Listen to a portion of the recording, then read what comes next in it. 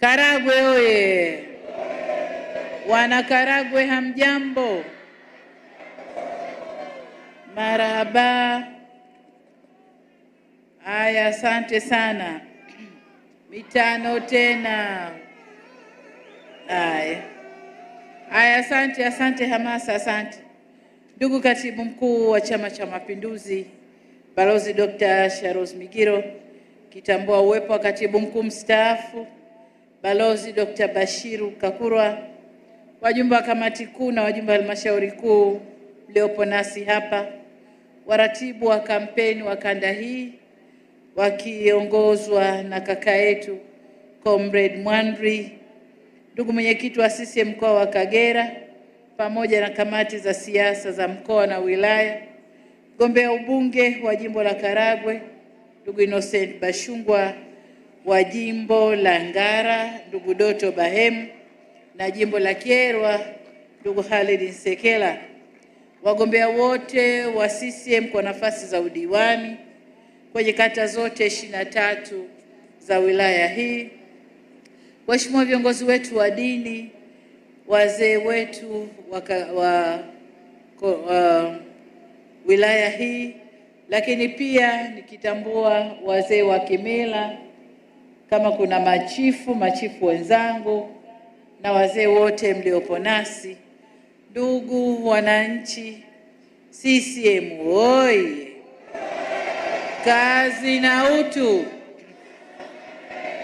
Karagwe oye! Kyerwa oye! Ngara oye! Asanteni sana.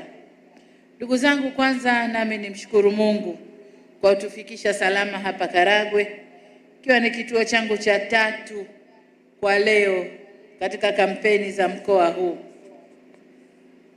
Nataka niwashukuru sana walioshiriki katika maandalizi ya mikutano yote toka nimeanza, mapokezi mpaka hapa nilipo.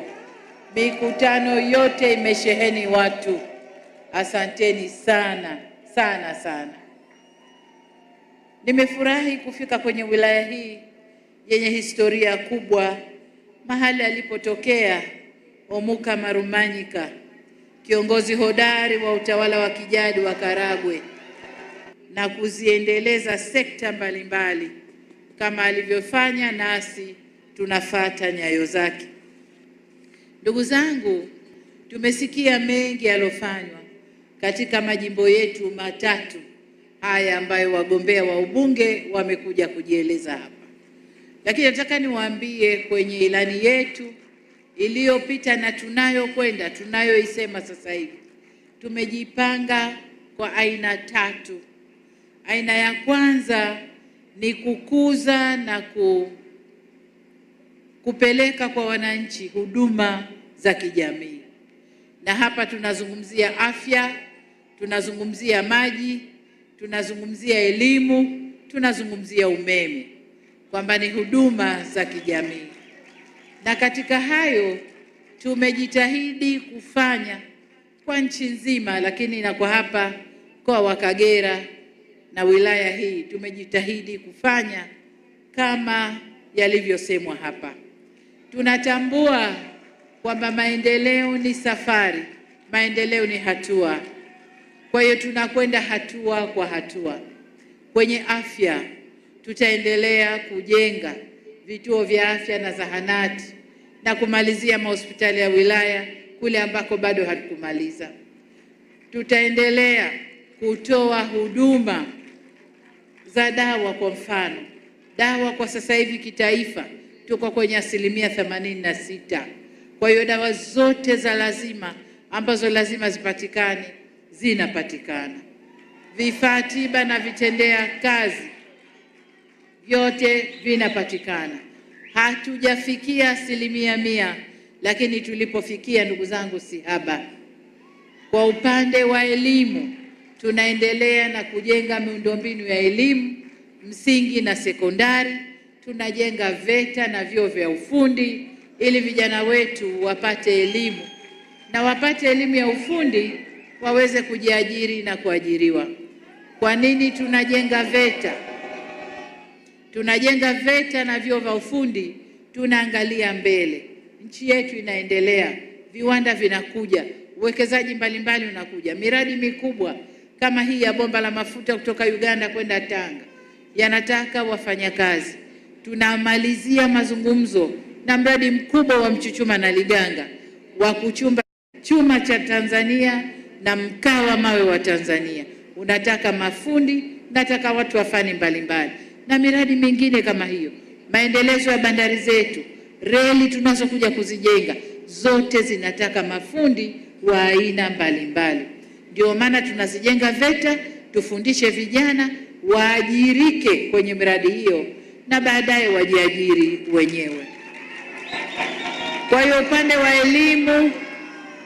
wa elimu bado tunaendelea na miundombinu, tunaendelea na sera yetu ya elimu bila ada, tutaendelea nayo, lakini vile vile tunazidi kutunisha mfuko. Vijana wetu wanaotoka kidato cha 6 waweze kwenda vyuoni bila CCM waweze kwenda vyuoni bila wazazi kuhangaika. Na hii ni bila kujali hadhi ya kiuchumi ya kaya.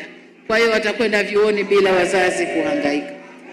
Lakini tukizungumzia maji ni jambo la lazima kwa mwanadamu.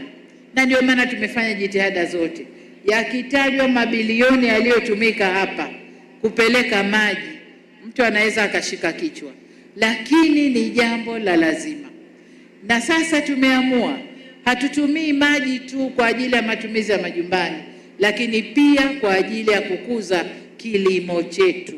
Na ndio maana tunajenga skimu za umwagiliaji maji kote nchini ili wakulima wetu wazalishe mara 2 kwa mwaka, tukuze uzalishaji wa chakula na mazao ya biashara ili tuingie kwenye ile sera yetu ya kilimo biashara.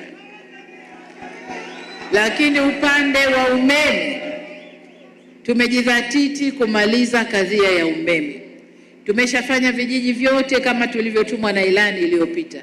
Tumejiengeza kwenye vitongoji.